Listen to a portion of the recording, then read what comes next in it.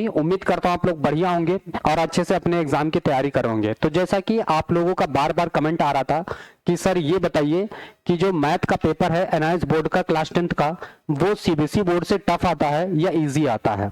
ठीक है, तो मैं आप लोगों को आज जो है पेपर ही आप लोगों के लिए लेकर के आया हूँ, पीवाईक्यू क्वेश्चन पेपर, ठीक है, जो कि प्रीवियस ईयर में पूछे जा चुके हैं क्वेश्चंस। तो ये दो सबके लिए होगा, जिनका पब्लिक एग्जाम है वो लोग भी देख सकते हैं, जिनका ऑन डिमांड एग्जाम है वो लोग भी देख सकते हैं।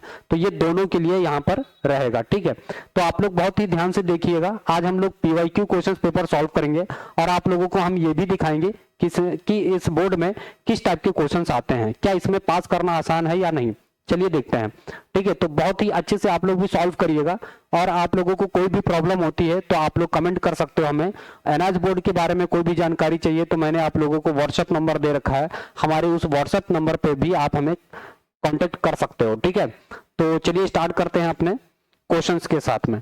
तो पहले कुछ आप लोग यहाँ पे बिल्कुल नए हो एनआईएस बोर्ड के बारे में, जो लोग नए हैं वो भी आप लोग यहाँ पर देख सकते हैं, ठीक है। तो यहाँ per day and time of examination, ये सारी चीजें यहाँ पर दी गई हैं, ठीक। यहाँ पर कुछ इंस्ट्रक्शंस दिए गए हैं, जैसे यहाँ पर right your questions paper code number, ये आपको दिया गया है यहाँ पर, ठीक है।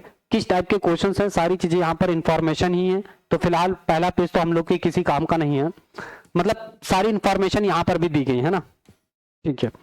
फिर अगले एग्जाम में हम लोग देखते हैं, मतलब अगले पेपर में, यस।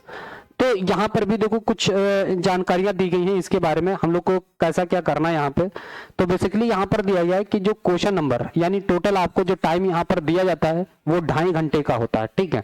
और आप लोग जो सीबीएसई बोर्ड में करते हो वो 3 घंटे 15 मिनट का होता है, यहाँ पर आपको सिर्फ 2.5 घंटे दिए जाएंगे। ये 85 नंबर का इसका जो है मार्क्स है, ठीक है।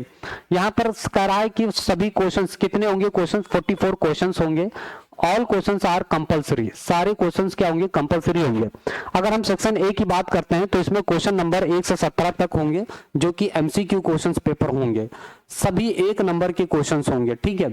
फिर यहाँ पर दूसरे टाइप का जो क्वेश्चन है 18 से 28 यानी 10, ये ऑब्जेक्टिव टाइप क्वेश्चन है 18 से 27 तक, जो कि 2 नंबर का क्वेश्चन रहेगा, ठीक है।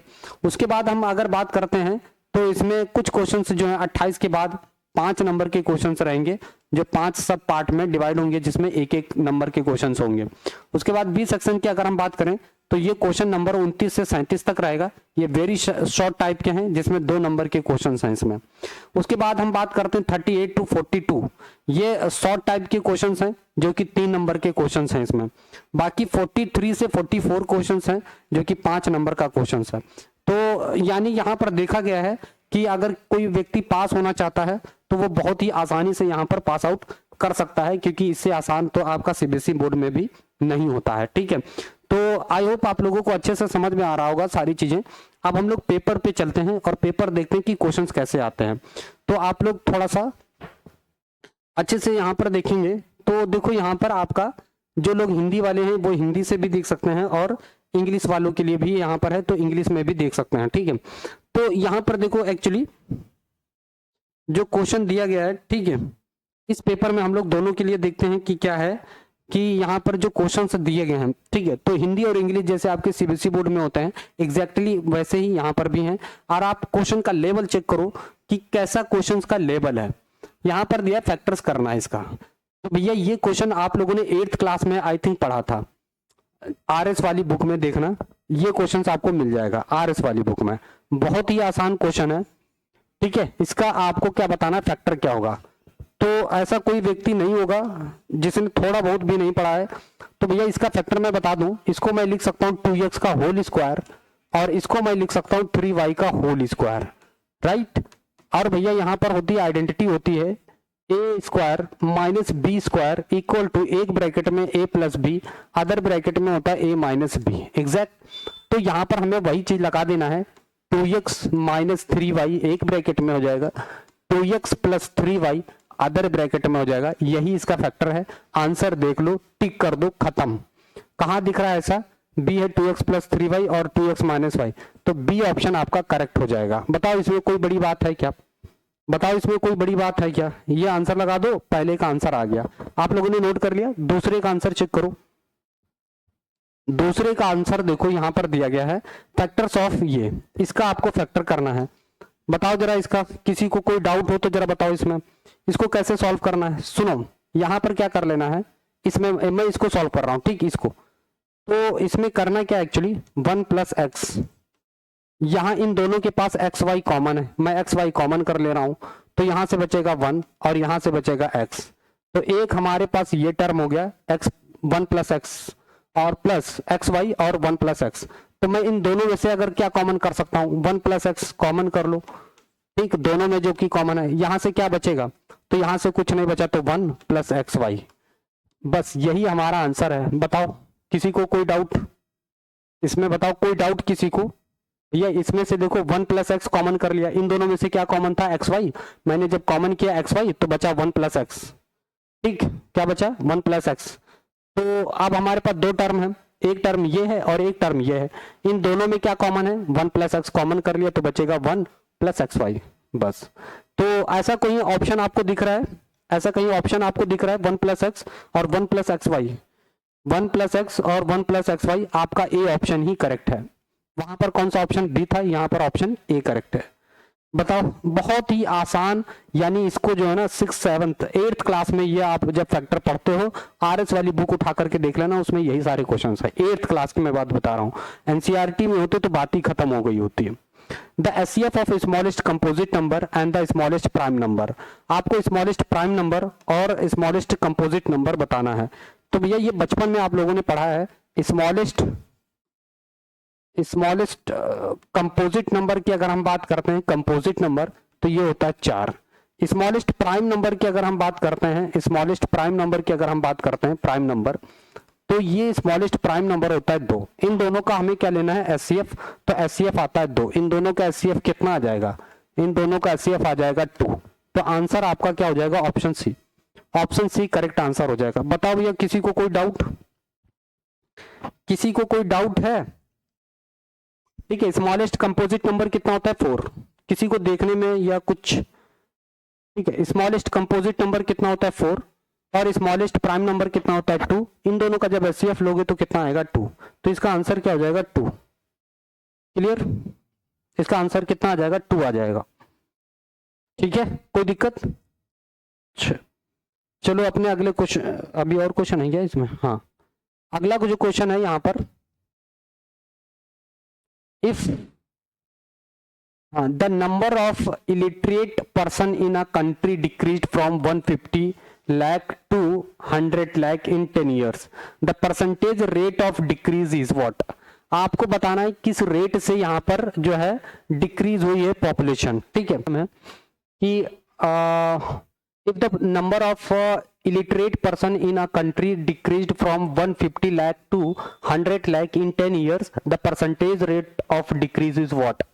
यदि 10 वर्षों में एक देश में अशिक्षित लोगों की संख्या 150 लाख से घट करके 100 लाख हो गई है तो अशिक्षित जनसंख्या घटने का प्रतिशत क्या होगा। यानी इलिटरेट पर्सन कितने थे 150 लाख, कितने थे 150 लाख है ठीक है, 150 लाख। तो आप 150 लाख बनाओ, 1 2 3 4 5 6, तो ये थे इलिटरेट पर्सन ठीक है। ये कैसे थे, इलिटरेट पर्सन है ठीक, इलिटरेट पर्सन है ये। अब कह रहा है कि यहां पर कितने हैं बचे हुए हैं 100 लाख, आप इसमें से 100 माइनस कर दो, 100 लाख है ना, 100 लाख इसमें से आप माइनस कर दो तो बचेंगे 50 लाख। कितने बचेंगे 50 लाख बचेंगे, 50 लाख,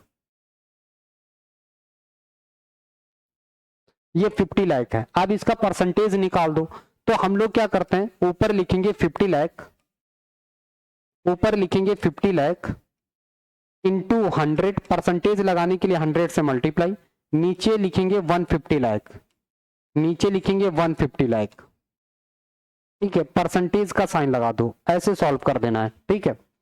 अब सुनो यहां से 0 से 0 आप खत्म कर दो इसको, तो देखो 6 0 ये खत्म हो गया, 6 0 ये पूरा खत्म हो गया ठीक। 5 1 जा 5, 5 3 जा 15। अब हमारे पास बचता है 100 परसेंटेज अपॉन 3। अगर हम इसको सॉल्व करते हैं तो ये आता है 33 होल 1/3%। यानी जो ऑप्शन है अपना वो सी ऑप्शन करेक्ट हो जाता है। कौन सा ऑप्शन? सी ऑप्शन करेक्ट हो जाता है। बताओ भाई, किसी को कोई दिक्कत इसको समझने में? ठीक है, ऑप्शन कौन सा सही हो जाएगा? सी ऑप्शन आपका करेक्ट हो जाएगा। ये आपको सॉल्व करना था ऐसे। ठीक है, ये आंसर हो जाएगा आपका। फिर हम बढ़ते हैं अपने अगले क्वेश्चन की तरफ। The simple interest of 2500 for 2 years 6 months at 6% per annum is, ठीक है, तो आपको बताना है सिंपल इंटरेस्ट, एसआई बताना है। तो सिंपल इंटरेस्ट का जो फॉर्मूला है वो है SI equal to P into R into T upon 100। ठीक है, आपको एसआई कैलकुलेट कर देना है। मतलब बहुत ही इजी क्वेश्चन है बेटा, बहुत इजी क्वेश्चन है। तो पी प्रिंसिपल अमाउंट कितना है? 2500। तो आपको यहाँ पर 2500, रेट कितना है? 6% है पर एनम, है ना, पर एनम है। और हाँ ठीक है, तो 6 एनम, यहाँ 6% रख देना है। टाइम दिया गया 6 मंथ, तो हमें रेट को भी आधा करना होगा। तो रेट को भी हमें आधा करना होगा। बात समझ में आई कि नहीं? क्योंकि यहाँ पर देखो टाइम हमें 6 मंथ के लिए निकालना है। ये आपको किसमें दिया? पर एनम दिया, मतलब पूरे साल के लिए। तो हमें रेट भी हाफ कर देना है 3, और ये 6 अपॉन 100। 2 से 2, 0 से 0 खत्म कर दो। ठीक है, 6 3 18, 25 गुणे 18। आप इसको मल्टीप्लाई करो, 18 पंचे 90 का 0 9, और 18 दूना 36 और 9 45, 450। कितना आ जाएगा? 450। अरे अच्छा 6, अच्छा इंटरेस्ट और 2 years के लिए निकालना है। 2 years 6 मंथ। हाँ हाँ ठीक ठीक ठीक, थोड़ी सी मिस्टेक हो गई। हमें कितने समय के लिए निकालना है? हमें इसे निकालना है 2 years 6 मंथ के लिए। ठीक है, तो 6 मंथ को भी हम ईयर में कन्वर्ट कर लेते हैं। तो 1/2 यानी 2 होल 2 बाई, इसको 2 2 जा 4 और 1 5/2। तो आप देखो यहाँ पर ऐसे, एक्चुअली इसमें ऐसे रखना है। पी हमारा 2500 है। ठीक है, रेट हमारा वही 6% रहेगा यहाँ पर, क्योंकि हाँ, और टाइम कितना है? देखो टाइम को इसमें हम कन्वर्ट कर लेते हैं। 6 मंथ को अगर हम ईयर में कन्वर्ट करते हैं तो ये आ जाता है 1/2, और 2 ईयर तो और हाई है, तो इसको ऐड करते ही आ जाएगा 5/2। ठीक है, तो टाइम हमारा कितना होगा? 5/2 होगा। नीचे कितना हम लोग लिखेंगे? इंटू 100 लिखेंगे। कोई दिक्कत ही नहीं होनी चाहिए। समझ में आ रहा है आप लोगों को? ठीक है, तो यहां से देखो 2 0 से 2 0 खत्म कर दो। इस 2 से इस 6 को खत्म करो, 3 आ गया। तो ये कितना आ गया? 3 5 जा 15, 25 इंटू 15, 15 25 75, 5 बचेगा 7, 15 दूना 30 और 7 37, 375। C is the correct answer. C is the correct answer. ठीक है, तो इसको ऐसे सॉल्व करना है। बात समझ में आई? सी ऑप्शन आपका करेक्ट हो जाएगा। सभी को दिख रहा है? C option correct. सोल्यूशन देख लिया? ठीक है, तो मैं इसकी पीपीटी नहीं बना पाया क्योंकि मुझे रैंडमली ये लेके आना पड़ा। ठीक है, तो इसलिए कंप्लीट पीपीटी नहीं बन पाया। अगर आप लोग कमेंट करोगे तो प्रॉपर अच्छे तरीके से मैं इसकी पीपीटी वगैरह बना करके, मैंने तो आपके सामने डायरेक्ट पेपर खोल दिया, क्योंकि हमें आप लोगों को दिखाना था कि क्वेश्चंस आते कैसे हैं। कोई दिक्कत किसी को नहीं होनी चाहिए। चलिए फिर इसको नोट करिए, अगले पेपर पे चलते हैं। ठीक है, तो यहां पर देखो हमें अगला क्वेश्चन दिया गया है। यहाँ पर हमें अगला क्वेश्चन दिया गया है। कह रहा है कि perpendicular distance in unit of the point P from the Y axis is been. ठीक है, तो हमें बताना है यहाँ पर वाई एक्सिस पर डिस्टेंस कितना है। एक सेकेंड, हाँ, वाई एक्सिस पर डिस्टेंस कितना होगा। ठीक ठीक है, तो देखो हमारे पास जो है ना, बहुत ध्यान से देखो। सपोज ये जो है हमारे पास क्या है? वाई एक्सिस है, ये एक्स एक्सिस है। ये एक्स है तो एक्स डैश हो जाएगा, ये वाई है तो वाई डैश हो जाएगा, राइट। जो ये पॉइंट है पी, एक्चुअली ये कहाँ है? एक्स एक्सिस पर 3 है और वाई पर 4 है। तो ये 3,4 समथिंग यहाँ पे पॉइंट आ जाएगा, क्योंकि यहाँ पर कितना है 3 और यहाँ पर कितना है 4। तो उसने पूछा क्या है? वाई एच से मतलब लंबवत दूरी कितनी है वाई एक्सिस से? वाई एक्सिस से डिस्टेंस कितनी है? तो 3 है। कितनी है? 3 है। तो वाई एक्सिस से कितनी दूर है इसकी हमें ये बताना ना। वाई एक्सिस से डिस्टेंस कितनी है? तो देखो ये वाई एक्सिस है, वाई एक्सिस से डिस्टेंस, और वो भी परपेंडिकुलरली बताना है। तो ये भी है परपेंडिकुलर, और ये डिस्टेंस कितनी है, एक्स एक्सिस है 3, तो हमारा आंसर क्या हो जाएगा 3। तो क्वेश्चन को थोड़ा सा घुमा करके आपसे पूछा गया है, ठीक है, तो आपको क्वेश्चन में भ्रमित नहीं होना है, बहुत अच्छे से समझना है। तो वाई एक्सिस से उसने डिस्टेंस पूछी थी इस पॉइंट पी की, तो भैया देखो वाई एक्सिस से ये वाई एक्सिस है, इससे डिस्टेंस कितनी है 3 है, ना कि आपकी 4 है। तो इस बात को आपको क्लियरली समझ लेना है, नहीं तो मिस्टेक करके आओगे पक्का, ठीक है। तो इस बात को अच्छे से समझिए। नेक्स्ट क्वेश्चन पे चलते हैं। तो इसका तो ऑप्शन पता हो गया, 3 हो गया। A point P is 5 centimetre away from the centre of a circle and the length of the tangent drawn from P to the circle is 4 centimetre, radius in of the circle. हमें बताना है इसकी radius क्या होगी। बहुत ध्यान से देखिएगा, मैं यहाँ पे सॉल्व कर रहा हूँ। क्या आप लोग को दिख रहा है क्लियरली? यस, आप लोग को दिख रहा है, बताओ। हाँ ठीक। तो यहाँ पर उसने क्या है, क्वेश्चन को भी अच्छे से थोड़ा सा रीड करिए, ठीक। तो क्वेश्चंस को अगर हम देखते हैं, यहाँ पे दिया है कि a point P is 5 centimetre away from the centre. देखो सेंटर से एक पॉइंट P है जो कि 5 सेंटीमीटर दूर है। कितना है? 5 सेंटीमीटर, ठीक। यहां से फिर क्या दिया है, and the length of the tangent drawn from P to the circle is 4 centimetre. यहां से टेंजेंट है जो कि कितना है, 4 सेंटीमीटर, ये आपको दिया गया है। आपको ये बताना है कितना होगा। तो भैया ये परपेंडिकुलर होता है, बच्चा बच्चा जानता है, ठीक है। तो ये परपेंडिकुलर है तो ये हाइपोटेनियस हो जाएगा। ये क्या हो जाएगा? हाइपोटेनियस हो जाएगा। ये हाइपोटेनियस है, ठीक है। तो ये बेस है और ये हमें फाइंड आउट करना है। मान लो ये ए है, ओ है, पी है, तो ये हमारा एक राइट एंगल ट्राइंगल बन जाता है AOP। ये क्या बन जाता है? एक राइट एंगल ट्राइंगल बन जाता है हमारा, ठीक है। तो यहां पर चेक करो, हमें हाइपोटेनियस दिया गया 5, यानी OP का स्क्वायर इक्वल टू OA का स्क्वायर प्लस AP का स्क्वायर। क्लियर है? तो भैया OP हमें 5 है, 5 दिया गया, 5 का स्क्वायर। OA पता है कितना है? नहीं पता है ना। और ये पता है हमें कितना है? 4 का स्क्वायर। तो ये 25 हो जाएगा और 4 का स्क्वायर 16 हो जाएगा, इक्वल टू OA का स्क्वायर। और ये बचेगा 9। 9 का रूट अगर हम लेते हैं तो आ जाता है OA, और ये आ जाएगा 3 सेंटीमीटर। इसका आंसर हो जाएगा, ठीक है। तो आंसर इसका डी करेक्ट हो गया। आंसर इसका डी करेक्ट है, 3 सेंटीमीटर। समझ में आया ना? ऐसे इसको सॉल्व करना था, बहुत ही आसान है, ठीक है, बहुत ही आसान है। अगला देखते हैं, angle subtended by a semi circle is what. तो भैया देखो, जो सेमी सर्कल होता है हमेशा राइट एंगल क्या करता है? बनाता है सर्कल में। जैसे मान लो हमारा जो है राइट एंगल है, सेमी सर्कल है आधा, ठीक है। तो सेमी सर्कल में बना ट्राइंगल कैसा होता है? राइट एंगल होता है। सेमी सर्कल में बना a angle subtended by a semi circle is what. कोई भी अगर एंगल बना है, यहां पे ले लो, तो ये कैसा बनता है? 90 डिग्री, यानी राइट एंगल बनता है। ऑप्शन ख सी। तो बहुत आसान क्वेश्चंस आते हैं, अगर आपने थोड़ा भी बेसिक चीजें जानते हो तो यह एनआईएस बोर्ड में पास करना वेरी सिंपल है। तो आप लोग इस बात को बहुत ध्यान दीजिए, ठीक है। बहुत अच्छे से यहाँ पर पढ़ सकते हो। अगर आपने थोड़ी सी मेहनत कर रखी है तो पास होना बहुत आसान है। बात समझ में आई?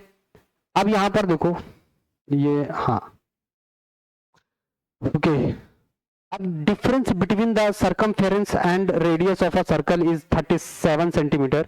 The area of the circle is what. हमें एरिया बतानी है। देखो हमें क्वेश्चन में दिया गया है the difference between the circumference and radius of a circle is इतना। सर्कमफेरेंस ऑफ सर्कल क्या होता है भैया? सर्कमफेरेंस होता है 2 पाई r, ठीक है। और इसका रेडियस कितना दिया गया है? रेडियस और सर्कमफेरेंस में डिफरेंस आपको दिया गया है। तो रेडियस इक्वल टू कितना है? 37 सेंटीमीटर। हमें यहां पर बताना है कि इसका एरिया कितना होगा, है ना। तो हमें यहां से r बेसिकली निकाल लेना है। अच्छा, यहां पर ना the difference between the circumference and radius of a circle is 37। अच्छा, इन दोनों का डिफरेंस दिया गया, सर्कमफेरेंस और रेडियस का। तो सर्कमफेरेंस तो हमारा कितना होता है? सर्कमफेरेंस हमारे पास है 2 पाई r। तो 2 इंटू पाई की value 22/7 into r minus r equal to 37, right. मैं यहां से क्या कॉमन कर सकता हूं? r रेडियस को कॉमन कर लेता हूं, ठीक। रेडियस अगर मैं कॉमन करता हूं, और तो कुछ इसमें नहीं दिया गया है, ठीक है। रेडियस अगर मैं यहां से कॉमन कर लूं r, तो यहां से अपने पास बचता है 44/7 - 1 इक्वल टू 37। ठीक है, तो ये कितना आ जाता है आर, और इसके अंदर एलसीएम लेते हैं तो 44 minus 7 upon 7 equal to 37, right. तो इसमें से 44 में से 7 जाता है तो 37 बचेगा, तो यहाँ से आ जाएगा 37 अपॉन 7 इक्वल टू 37। ये 37 से 37 कैंसिल हो जाएगा, तो आर इक्वल टू आ गया 7 सेंटीमीटर। हमें बताना इसका एरिया, एरिया होता है पाई आर स्क्वायर। एरिया क्या होता है? पाई आर स्क्वायर। पाई की वैल्यू 22/7, आर 7 इंटू 7, 7 से 7 खत्म हो जाएगा, ये आ जाएगा 7 दूनी 14 की 4 हासिल 1, 154। आंसर कितना हो जाएगा? 154। B option is correct. तो आसान है, ठीक है, 154 answer is the correct, B option. ठीक है, कोई दिक्कत? चलो अगला क्वेश्चन देखें। अगला क्वेश्चन देखते हैं। हमें दिया गया है the curve surface area of a cylinder of height 14 centimetre is इतना, the diameter of the circle is what. ठीक है, तो हमें बेसिकली यहां पर यह दिया गया है कि जो सिलेंडर है तो इसका सरफेस एरिया क्या होता है। इसको मैं इरेज कर रहा हूं बेसिकली, है ना, इसको मैं हटा दे रहा हूं। देखो, जो सिलेंडर का कर्व सरफेस एरिया होता है वो होता है यहाँ पर 2πRH। क्या होता है? 2πRH। हमें इसका एरिया तो पता ही है, एरिया देखो गिवन है, तो 88 सेंटीमीटर स्क्वायर आपको यहाँ पे पुट कर देना है। अच्छा, 88 इक्वल टू 2 इंटू पाई की वैल्यू 22/7 रखो। आर पता है क्या? हमें नहीं पता है। एच पता है 14 है, तो भैया इसको काटो 2, इससे ये खत्म हो जाएगा। ठीक, तो ये कितना आ जाएगा? इन सबको कैंसिल करो तो ये आ जाएगा आर, क्या बचा हुआ हमारे पास? आर। आर कितना बचेगा हमारे पास? 1 सेंटीमीटर। तो इसका बेस कितना आ जाएगा? 2 सेंटीमीटर। डायमीटर कितना आ जाएगा? 2 सेंटीमीटर। दैट्स इट, खत्म। तो रेड डायमीटर कितना आ गया? 2 सेंटीमीटर आ गया। डाय सेंटीमीटर डाय कितना आ गया? 2 सेंटीमीटर। ठीक है, तो आज बेसिकली हम लोग इतने ही क्वेश्चंस पे एंड करते हैं। आप लोगों को कैसा लगा हमें कमेंट करके बताइएगा। अगर और वीडियो इस पर चाहिए तो आप हमें कमेंट करिएगा, मैं अगला वीडियो आप लोगों के लिए जो है लेकर के आऊँगा, और इसके आगे की क्वेश्चंस भी। मतलब ये मैं आप लोगों को दिखाने के लिए लाया था कि यहाँ पर कितना आसान पेपर आता है और कितनी आसानी तरीके से आप यहाँ से पास कर सकते हो। Thank you for watching my video. हमें कमेंट करके जरूर बताइए, अगर आपको रिक्वायर है तो मैं इसका प्रॉपर जो है सारी PDF वगैरह आपको बना करके दूंगा। Thank you for watching my video. Okay, thank you. हटना बंद कर दो ना।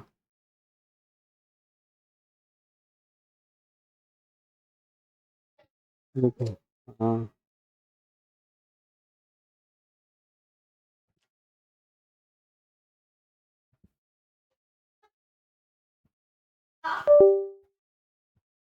चलो कोई बात नहीं।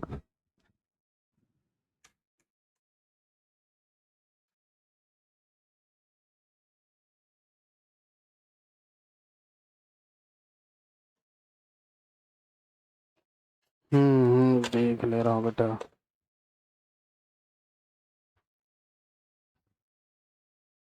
वो लेट हो जाता इतना, तेरा लेट हो गया था, क्या ही बनाता मैं।